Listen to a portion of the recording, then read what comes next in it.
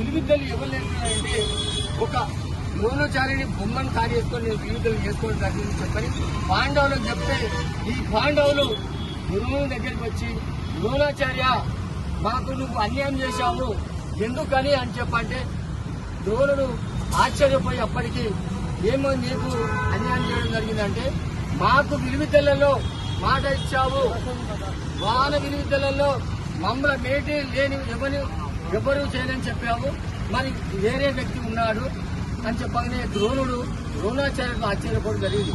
ఎవరు అంటే ఎరకలివాడు ఏకలవ్యుడు ఈ బాణ విలువిద్యలలో మాకంటే గొప్పవాడని ద్రోణుడికి చెప్పగానే అప్పుడు ద్రోణుడు ఈ బాణ విద్యలు ఎలాగైనా సరే పాండవులకైనా మాట పోయింది కాబట్టి దాన్ని దృష్టిలో పెట్టుకొని ద్రోణుడు ఏకలవ్యుని దగ్గరికి వస్తానని చెప్పి మాట ఇచ్చి మరి ఆ రోజు ఏకలవ్యునికి ఒక గూడానికి రావడం జరిగింది.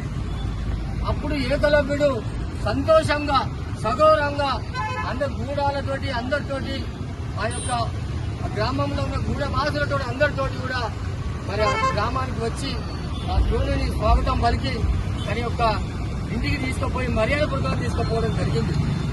ఈ కుటిల వృద్ధి అనేది మరి ఆనాడు కనుక పాండవులు లేకుంటే ఏకలవ్యుడే మేటివాడు బాణ విలువిద్యలలో మరి పాండవులు ఉండకపోదు మన ఏకలవ్యుడే విలువిద్యలో గొప్పగా ఉండేది.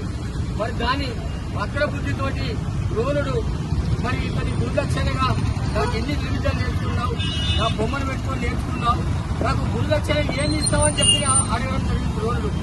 ఆ కుటిల బుద్ధి ఏకలవ్యుడు ఆలోచించకుండా గురువర్య నేను విలువిద్యలలో నీ బొమ్మని మట్టి బొమ్మని చేసుకొని నేను నేర్చుకున్నాను, నీకేం కావాలో చెప్పని అడగడం జరిగింది.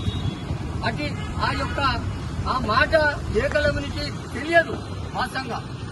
మీ యొక్క బొటన వేలు కావాలి నాకని చెప్పి అడగగానే ఇంతేనా, ఇంత చిన్న విషయానికి గిదేనా అని చెప్పి అప్పుడే ఒడ్డులో ఉన్న కత్తితో తీసి బొటన వేలు గురుదక్షిణగా నరికివ్వడం జరిగింది. మరి అప్పుడు కాక మరి ద్రోణుడు అదే ఏకలవ్యుడు మరి ఆ బొటనవేలు ఎందుకని ఆలోచించినటువంటి ఈ రోజు పాండవులు కావచ్చు, మహాభారతం కావచ్చు, ఈ చరిత్రలో ఉండకపోవు, ఏకలవ్యుని చరిత్రనే గురువు నుంచి ఉండకపోవు. మరి ఇప్పటి వరకు కూడా మరి ఏకలవ్యులు ఇప్పుడున్న ప్రభుత్వాలు కూడా కనీసం కూడా ఎలాంటి సంక్షేమ పథకాలు కూడా మరి అందలేకపోతున్నాయి. ఎన్ని ప్రభుత్వాలు మారినా కూడా ఇప్పటి వరకు కూడా ఎరకల యొక్క జీవన స్థితిగతులు ఎక్కడ వేసిన బొమ్మడి అక్కడనే ఉన్నది. మరి ఇప్పుడు ఈ ప్రభుత్వాలు ఓట్లు వచ్చే వరకు మాత్రమే ఓటర్లను ప్రసన్నం చేసుకోవడం తప్ప వారి యొక్క సంక్షేమము, వారి యొక్క దాంతవేదలు, వారి యొక్క జీవన స్థితిగతులను కూడా ఇంతవరకు కూడా ఏ ప్రభుత్వమైనా కూడా ఇంతవరకు కూడా ఓటు వేసుకుంటున్నాయి కానీ వారి యొక్క స్థితిగతులను ఏర్పరచలేకపోతున్నాయి. కాబట్టి మనమందరము కూడా ఒక తాటిపై ఉండి మనము రాబో రోజులను తప్పకుండా మన యొక్క హక్కులను కొందరు కాలు రాస్తున్నారు. మరి ఇప్పటి వరకు కూడా ఎస్టీ అనేది మనం ఉన్నాము 33 తెగలల్లా ఒక్క తెగ మాత్రమే లబ్ధి పొందుతుంది తప్ప మన యొక్క తెగ ఎలాంటి అభివృద్ధి నోచుకోకపోతుంది. కాబట్టి రాబో రోజుల్లో మన యొక్క వాట కూడా మనం సాధించుకునే విధంగా మనం అందరం కూడా కూర్చోాలని చెప్పి నేను కోరుకుంటున్నా. మరి రాబో రోజులలో ఈ ప్రభుత్వానికి నివేదిక ఇచ్చి మన యొక్క హక్కులను సాధిస్తున్నామని చెప్పి ఈ రోజు తొలి ఏకాదశి రోజు మరి కురు సోదరులందరూ కూడా పేరున అందరికీ అభినందనలు తెలియజేస్తూ నాకు ఈ అవకాశం మాట్లాడే అవకాశం కల్పించిన కురు సోదరులకు అభినందనలు తెలియజేస్తున్నాను. జై భారత్, జై గురు, జై గురు, జై గురు, జై గురు, జై గురు, జై గురు, జై గురు.